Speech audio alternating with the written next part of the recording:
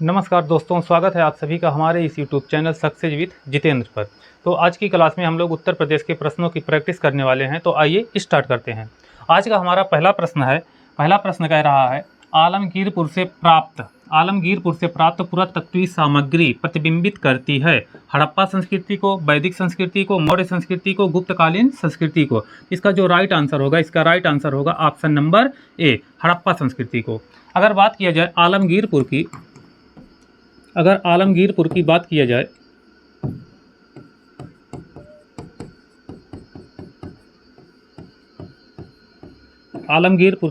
जाए तो आलमगीरपुर कहाँ पर स्थित है? यह मेरठ जिले में स्थित है, उत्तर प्रदेश में। किस नदी के तट पर स्थित है? तो नदी जो है वो हो जाएगी हिंडन नदी के तट पर स्थित है। अगर बात किया जाए सिंधु सभ्यता का सबसे पूर्वी स्थल कौन सा है? सिंधु सभ्यता का सबसे पूर्वी स्थल, तो सिंधु सभ्यता का सबसे पूर्वी स्थल भी क्या है? आलमगीरपुर। अगर आलमगीरपुर की खोज की बात किया जाए, इसकी खोज कब हुई थी? तो नोट करेंगे, इसकी खोज हुई थी 1959 ईस्वी में। इसके खोजकर्ता कौन थे? तो इसके खोजकर्ता थे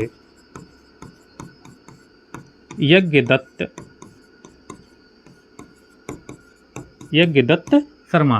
तो इसका राइट आंसर होगा ऑप्शन नंबर ए, हड़प्पा संस्कृति को प्रतिबिंबित करता है। तो नोट कर लेंगे, आलमगीरपुर कहाँ पर स्थित है? मेरठ जिले में स्थित है। तो किस नदी के तट पर है? हिंडन नदी के तट पर है। सिंधु सभ्यता का सबसे पूर्वी स्थल पूछेगा तो क्या बताएंगे? आलमगीरपुर होगा। अगर बात किया जाए खोज कब हुई? 1959 ईस्वी में हुई। किसके द्वारा किया गया? यज्ञदत्त शर्मा के द्वारा इसकी खोज की गई। आइए क्वेश्चन नंबर 2 पे चलते हैं। क्वेश्चन नंबर 2 कह रहा है, नवाब शुजाउद्दौला की बेगम का प्रसिद्ध मकबरा बहू बेगम का मकबरा किस स्थान पर स्थित है?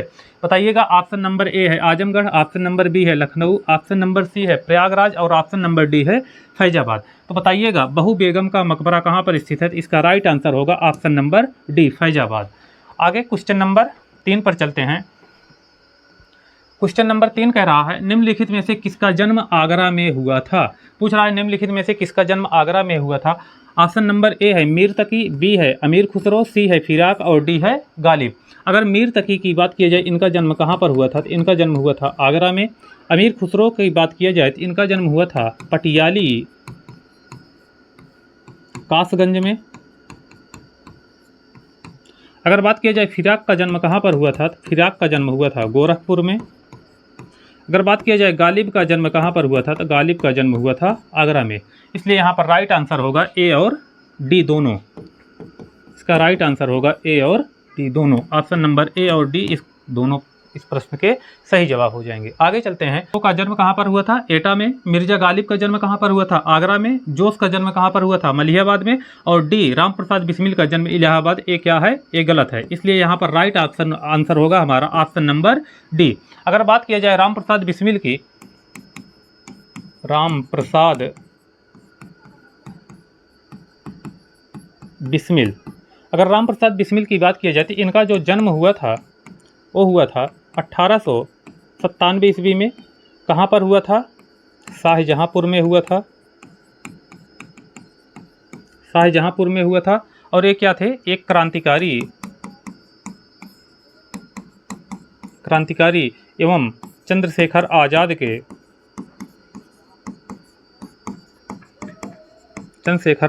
के सहयोगी हुआ करते थे।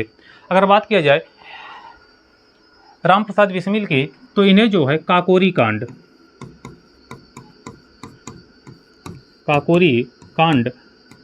कब हुआ था? हम लोग जानते हैं 9 अगस्त 1925। काकोरी कांड में इन्हें जो है 1927 ईस्वी में गोरखपुर में फांसी पर चढ़ा दिया गया। तो राम प्रसाद बिस्मिल का जन्म कहाँ पर हुआ था? शाहजहाँपुर में हुआ था। कब हुआ था? 1897 ईस्वी में। और इन्हें फांसी कब दी गई? 1927 ईस्वी में। किस कांड में दिया गया? काकोरी कांड में। कब दिया गया? 1927 में। और कहाँ पर दिया गया? गोरखपुर में। आइए आगे चलते हैं।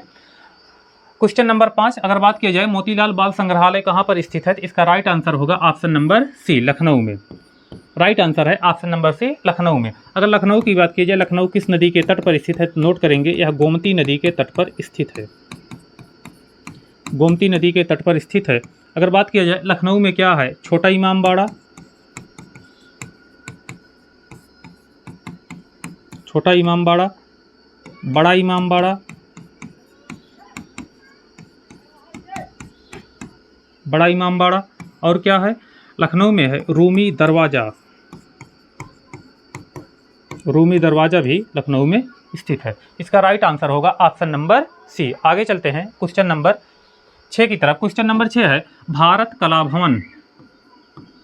क्वेश्चन नंबर 6 करिएगा, कह रहा है भारत कला भवन संग्रहालय अवस्थित है। ऑप्शन नंबर ए है इलाहाबाद में, ऑप्शन नंबर बी है लखनऊ में, ऑप्शन नंबर सी है मथुरा में, और ऑप्शन नंबर डी है वाराणसी में। बताइएगा क्वेश्चन नंबर 6 का राइट आंसर क्या होगा। तो भारत कला भवन जो अवस्थित है ये कहाँ पर स्थित है, वाराणसी में, इसलिए इसका राइट आंसर होगा ऑप्शन नंबर डी। आगे चलते हैं क्वेश्चन नंबर 7 कह रहा है निम्न में से कौन सा युग्म सुमेलित नहीं है। विंध्याचल किसके अंतर्गत आता है, मिर्जापुर के अंतर्गत आता है। देवा शरीफ कहाँ पर है, बाराबंकी में है। हस्तिनापुर कहाँ पे है, मेरठ में है।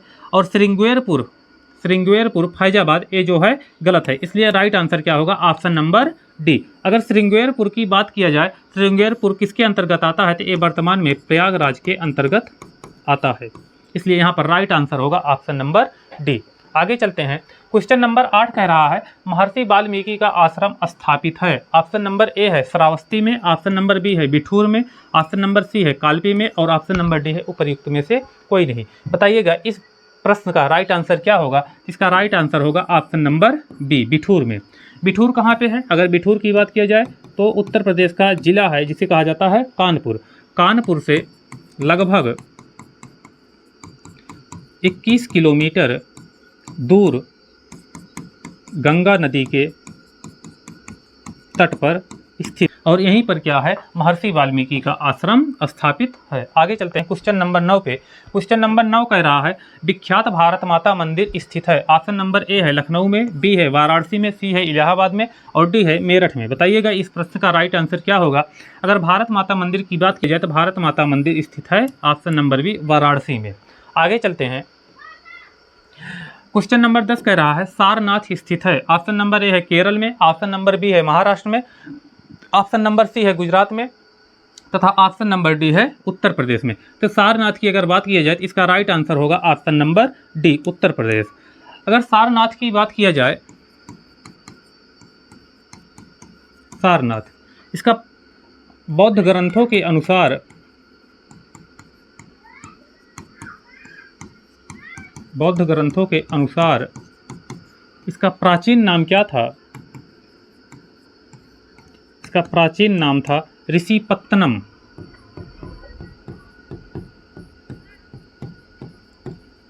इसका प्राचीन नाम था ऋषिपत्तनम। यही सारनाथ में महात्मा बुद्ध ने अपना प्रथम उपदेश महात्मा बुद्ध ने कहाँ पर दिया था, सारनाथ में दिया था। किसको दिया था, 5 ब्राह्मणों को।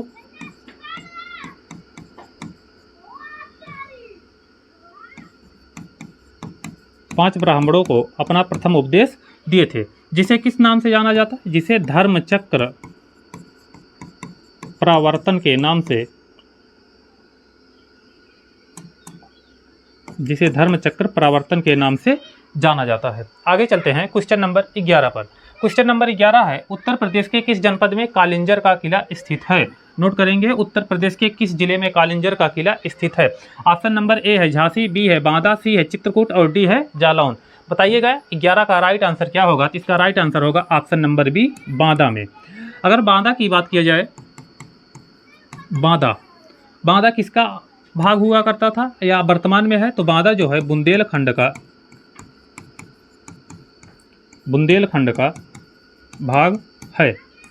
बांदा जो है बुंदेलखंड का भाग है, और प्राचीन नाम, बुंदेलखंड का प्राचीन नाम जेजाक, इसका प्राचीन नाम जेजाक भुक्ति हुआ करता था। आगे चलते हैं क्वेश्चन नंबर 12 पर। क्वेश्चन नंबर 12 कह रहा है उत्तर प्रदेश दिवस किस तिथि को मनाया जाता है। मोस्ट इंपॉर्टेंट क्वेश्चन है, नोट करेंगे। उत्तर प्रदेश दिवस किस तिथि को मनाया जाता है। ऑप्शन नंबर ए है 25 जनवरी, ऑप्शन नंबर बी है 23 जनवरी, ऑप्शन नंबर सी है 24 जनवरी और ऑप्शन नंबर डी है 26 जनवरी। तो नोट करेंगे उत्तर प्रदेश दिवस की अगर बात की जाए तो उत्तर प्रदेश दिवस प्रत्येक वर्ष 24 जनवरी को मनाया जाता है। अगर बात किया जाए इसकी शुरुआत कब हुई थी, इसकी शुरुआत हुई थी 2017 में। पहली बार कब मनाया गया था, पहली बार मनाया गया 24 जनवरी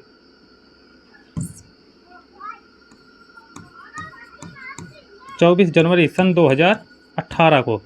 24 जनवरी सन 2000 को पहली बार उत्तर प्रदेश दिवस मनाया गया। अगर बात किया जाए उत्तर प्रदेश दिवस मनाने का सुझाव किसने दिया था, तो तत्कालीन गवर्नर,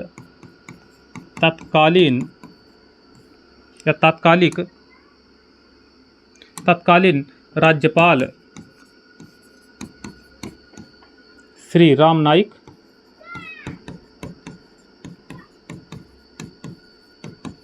के सुझाव पर।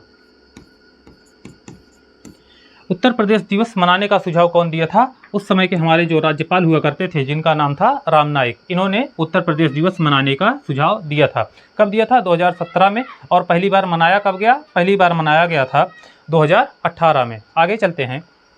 कह रहा उत्तर प्रदेश के प्रथम राज्यपाल थे, क्वेश्चन नंबर 13 है। कह रहा उत्तर प्रदेश के प्रथम राज्यपाल कौन थे। ऑप्शन नंबर ए है V G. Reddy, option number B है K M. Munshi, option number C है सरोजिनी नायडू और ऑप्शन नंबर डी है वी.वी. गिरी। तो बताइएगा उत्तर प्रदेश के प्रथम राज्यपाल कौन थे। तो उत्तर प्रदेश के प्रथम राज्यपाल थे श्रीमती सरोजिनी नायडू।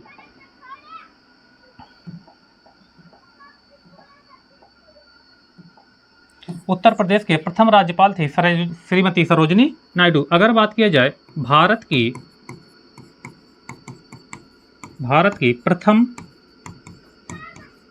महिला राज्यपाल कौन थी, तो इसका भी आंसर हो जाएगा श्रीमती सरोजिनी नायडू। आगे चलते हैं क्वेश्चन नंबर 14 की तरफ।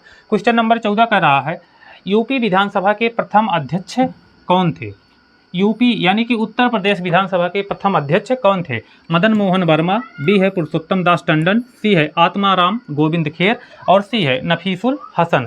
अगर बात किया जाए यूपी विधानसभा के प्रथम अध्यक्ष कौन थे, तो वो थे पुरुषोत्तम दास टंडन। इसलिए यहाँ पर राइट आंसर होगा ऑप्शन नंबर बी। आगे चलते हैं। क्वेश्चन नंबर 15 कह रहा है उत्तर प्रदेश के राजकीय चिन्ह में नहीं है। ऑप्शन नंबर ए है मछलियाँ, ऑप्शन नंबर बी है धनुष, ऑप्शन नंबर सी है तीर और ऑप्शन नंबर डी है मोर। तो इस क्वेश्चन का जो राइट आंसर होगा वो होगा ऑप्शन नंबर डी, यानी कि उत्तर प्रदेश के राजकीय चिन्ह में मोर शामिल नहीं है। अगर उत्तर प्रदेश का राजकीय चिन्ह हम लोग बनाएं तो कुछ इस प्रकार से बनता है। एक वृत्त है और इस वृत्त में यहाँ पर हमको जो है कुछ इस प्रकार से देखने को मिलता है। यहाँ पर ऊपर में हम लोग देखते हैं, यहाँ पर है तीर धनुष और यहाँ पे हैं दो मछलियाँ। इस प्रकार से यहाँ पर दो मछलियाँ हैं, तथा यहाँ पर ये है गंगा यमुना की संयुक्त धारा। तो यहाँ पर क्या है, मछलियाँ हैं, धनुष तीर भी है और लेकिन इसमें जो है मोर वो शामिल नहीं है। अगर बात किया जाए उत्तर प्रदेश के राजकीय चिन्ह को अपनाया कब गया, तो नोट करेंगे इसे अपनाया गया था 1938 ईस्वी में। आगे चलते हैं। क्वेश्चन नंबर 16 का रहा है निम्नलिखित में से कौन सा उत्तर प्रदेश का राजकीय पुष्प है। उत्तर प्रदेश का राजकीय पुष्प पूछा है तो ऑप्शन नंबर ए है टेसू, बी है गुलाब, सी है नीलकमल और डी है चंपा। अगर उत्तर प्रदेश के राजकीय पुष्प की बात किया जाए तो उत्तर प्रदेश का राजकीय पुष्प है पलास। पलास इसी को टेसू कहते हैं या इसी को ढाक कहते हैं, इसलिए यहाँ पर राइट आंसर होगा ऑप्शन नंबर ए टेसू। टेसू इसका सही आंसर होगा, ऑप्शन नंबर ए टेसू। आगे चलते हैं। क्वेश्चन नंबर 17 उत्तर प्रदेश विधान परिषद में कुल सदस्य संख्या कितनी है। बताएंगे इस प्रश्न का राइट आंसर क्या होगा। कह रहा है उत्तर प्रदेश विधान परिषद की कुल सदस्य संख्या कितनी है। ऑप्शन नंबर ए है 105, बी है 106 और सी है 100 और एक डी है 108। तो इसका जो राइट आंसर होगा, इसका राइट आंसर होगा वर्तमान में कुल कितने विधान परिषद की संख्या है, तो वो है 100। अगर बात की जाए उत्तराखंड विभाजन से पहले विभाजन से पहले उत्तर प्रदेश में कुल 108 विधानसभा की सीटें हुआ करती थी, लेकिन हुआ क्या, 9 नवंबर सन 2000 को क्या हुआ, उत्तराखंड उत्तर प्रदेश से अलग हो गया, जिससे वर्तमान समय में उत्तर प्रदेश में कुल 100 विधानसभा सीटें बची हुई हैं। आगे चलते हैं क्वेश्चन नंबर 18 की तरफ। कह रहा है उत्तर प्रदेश में पंचायत राज प्रणाली का शुभारंभ हुआ था। कह रहा है उत्तर प्रदेश में पंचायती राज प्रणाली का शुभारंभ हुआ था, बताइएगा इसका राइट आंसर क्या होगा। ऑप्शन नंबर ए है 1951, बी है 1956, सी है 1949 और डी है 1948। तो इसका राइट आंसर होगा 1949। अगर बात की जाए उत्तर प्रदेश में पंचायती प्रणाली का शुरुआत कब हुआ था, तो ये हुआ था 15 अगस्त 1949 को, इसलिए यहाँ पर राइट आंसर होगा ऑप्शन नंबर सी। आगे चलते हैं, अगला क्वेश्चन है नोएडा उत्तर प्रदेश के किस जिले में अवस्थित है। ऑप्शन नंबर ए है गौतम बुद्ध नगर, ऑप्शन नंबर बी है गाजियाबाद, सी है मेरठ और डी है शाहजहांपुर। बताइएगा इसका राइट आंसर क्या होगा। तो इसका राइट आंसर हो जाएगा गौतम बुद्ध नगर। गौतम बुद्ध नगर ऑप्शन नंबर ए, नोएडा कहाँ पर स्थित है, गौतम बुद्ध नगर में स्थित है। आगे चलते हैं, क्वेश्चन नंबर 20 कह रहा है नोएडा उत्तर प्रदेश की किस, ये तो वही क्वेश्चन है। आगे चलते हैं, कह रहा है निम्नलिखित में से किससे उत्तर प्रदेश की सीमा नहीं लगती है। अगर उत्तर प्रदेश की सीमा की बात किया जाए तो उत्तर प्रदेश की सीमा जो है 8 राज्य, 1 केंद्र शासित प्रदेश तथा 1 अंतर्राष्ट्रीय सीमा यानी कि नेपाल के साथ लगती है। अब 8 राज्य कौन कौन से हैं, राज्य की बात किया जाए तो सबसे पहले है उत्तराखंड, उत्तराखंड के बाद बिहार है, बिहार के बाद है झारखंड, झारखंड के बाद छत्तीसगढ़, मध्य प्रदेश, मध्य प्रदेश के बाद राजस्थान, राजस्थान के बाद हिमाचल प्रदेश, हिमाचल प्रदेश के बाद हरियाणा। कुल कितने हो गए, 2, 2, 4, 2, 6, 2, 8। अगर बात की जाए केंद्र शासित प्रदेश की तो केंद्र शासित प्रदेश एक है जिसका नाम है दिल्ली, राष्ट्रीय राजधानी क्षेत्र दिल्ली, केवल एक है। और अगर अंतर्राष्ट्रीय सीमा की बात किया जाए, अंतर्राष्ट्रीय सीमा तो एक देश है जिसका नाम है नेपाल, एकमात्र पड़ोसी देश जिसका नाम क्या है, नेपाल। तो पूछा है निम्नलिखित में से किससे उत्तर प्रदेश की सीमा नहीं लगती है। हिमाचल प्रदेश से लगती है, बिल्कुल लगती है। आगे बात की जाए पंजाब से लगती है, क्या यहाँ पर पंजाब दिखाई दे रहा है, नहीं दिखाई दे रहा। हरियाणा से लगती है, बिल्कुल लगती है। राजस्थान से लगती है, लगती है। तो इसका राइट आंसर हो जाएगा Punjab, option number B, Punjab से उत्तर प्रदेश की सीमा नहीं लगती है। आगे चलते हैं, क्वेश्चन नंबर 22 कह रहा है उत्तर प्रदेश की सीमा रेखा भारत के कितने राज्यों से मिलती है। तो राज्यों की अगर बात किया जाए तो राज्यों में आ जाएगा राज्य प्लस यूटी, दोनों आ जाएंगे, इसलिए यहाँ पर हो जाएगा 8 प्लस का 1 बराबर 9। सही आंसर हो जाएगा इसका ऑप्शन नंबर 9। अगर विकल्प में 9 दिया है तो इसका राइट आंसर होगा 9, अगर 9 नहीं है तो इसका राइट आंसर हो जाएगा 8। इसलिए यहाँ पर राइट आंसर क्या हो जाएगा, 9। आगे चलते हैं, क्वेश्चन नंबर 23 कह रहा है उत्तर प्रदेश का सबसे पूर्वी जिला कौन सा है। अगर उत्तर प्रदेश के सबसे पूर्वी जिले की बात किया जाए, उत्तर प्रदेश का सबसे पूर्वी जिला कौन सा है। अगर सहारनपुर देखा जाए तो उत्तर प्रदेश का सबसे उत्तरी जिला, सबसे उत्तरी जिला, प्रदेश का सबसे उत्तरी जिला कौन सा है, सहारनपुर है। अगर बात किया जाए शामली की तो प्रदेश का सबसे पश्चिमी जिला क्या हो जाएगा, सहारनपुर। अगर बात किया जाए बलिया की तो सबसे पूर्वी जिला कौन सा हो जाएगा, सबसे पूर्वी जिला हो जाएगा बलिया। अगर बात किया जाए सबसे दक्षिणी जिला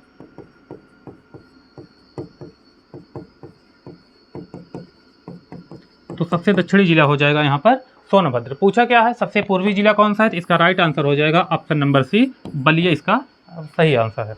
आगे चलते हैं, क्वेश्चन नंबर 24 का रहा क्षेत्रफल की दृष्टि से उत्तर प्रदेश का सबसे छोटा जिला कौन सा है। नोट करेंगे, क्षेत्रफल की दृष्टि से उत्तर प्रदेश का सबसे छोटा जिला,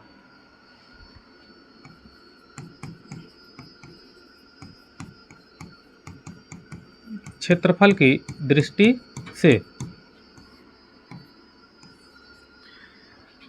सबसे बड़ा और सबसे छोटा। और क्षेत्रफल की दृष्टि से सबसे बड़ा की अगर बात किया जाए तो ये हो जाएगा लखीमपुर खीरी, और सबसे छोटा की अगर बात किया जाए तो ये हो जाएगा हापुड़। और अगर जनसंख्या की दृष्टि से देखा जाए, जनसंख्या की दृष्टि से सबसे बड़ा और सबसे छोटा, जनसंख्या की दृष्टि से सबसे बड़ा हो जाएगा प्रयागराज और सबसे छोटा हो जाएगा महोबा। नोट कर लेंगे। तो यहाँ पर क्या है, क्षेत्रफल की दृष्टि से उत्तर प्रदेश का सबसे छोटा जिला कौन सा है, तो यहाँ पर हो जाएगा ऑप्शन नंबर बी हापुड़। आगे चलते हैं, क्वेश्चन नंबर 25 आज का लास्ट प्रश्न कह रहा है सैयद सलार मेला कहाँ पर लगता है। ऑप्शन नंबर ए है बहराइच में, ऑप्शन नंबर बी है फतेहपुर सीकरी में, ऑप्शन नंबर सी है बाराबंकी में और ऑप्शन नंबर डी है गोंडा में। तो आप लोग बताएंगे 25 नंबर प्रश्न का राइट आंसर क्या होगा। सैयद सलार मेला कहाँ पर लगता है, तो इसका जो राइट आंसर हो जाएगा, इसका राइट आंसर हो जाएगा ऑप्शन नंबर ए बहराइच में। बहराइच में सैयद सलार मेला लगता है। अगर बात किया जाए बहराइच किस नदी के तट पर स्थित है, तो नोट करेंगे ये जो है सरयू नदी के तट पर स्थित है। किस नदी के तट पर स्थित है, सरयू नदी के तट पर स्थित है। तो कमेंट करके आप लोग बताइएगा आज का सेशन कैसे लगा और आप लोग के 25 में से कुल कितने प्रश्न सही हुए। तो मिलते हैं नेक्स्ट क्लास में, तब तक के लिए धन्यवाद।